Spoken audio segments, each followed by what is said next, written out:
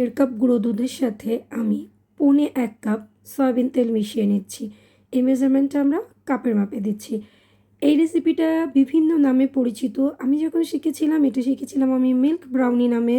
তারপরে এটা আমি গ্লুটেন ফ্রি কেক নামেও শিখেছিলাম। তো যাই হোক, এই যে দেখতে পেলেন চুলায় বসিয়ে আমি সুন্দর করে এটাকে বাদামি করে নিলাম। টেম্পারেচারটা একটু কন্ট্রোলে রাখবেন। তারপরে আমি নিয়ে নিলাম 6টা ডিম। ডিমের থেকে আমি কুসুমগুলো আলাদা করে নিচ্ছি। এবার যে হোয়াইট পার্টের সাথে আমি সামান্য একটু লেবুর রস দিয়ে দিলাম। আপনারা চাইলে এখানে সামান্য একটু ক্রিম অফ টার্টারও ইউজ করতে পারেন। দেন এই যে দেখতে পাচ্ছেন হোয়াইটটা যখন একটু ফর্মি হয়ে আসবে তখন এর মধ্যে দিয়ে দিব 2/3 কাপ চিনি।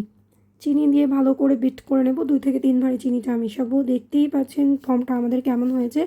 এই পর্যায়ে আমরা দিয়ে দিচ্ছি ডিমের কুসুম। কুসুম দিয়ে ভালো করে বিট করে সাথে দিয়ে দিব আমি 1 চা চামচ বেকিং পাউডার আর আমাদের যে দুধের মিশ্রণটা ছিল সেটা ভালো করে মিশিয়ে নিব। আমি আজকের এটা এই পরিমাণের জন্য 8 ইঞ্চি আমার স্কোয়ার প্যান ব্যবহার করেছি। আপনারা কিন্তু 8 ইঞ্চি রাউন্ড প্যানও ব্যবহার করতে পারবেন।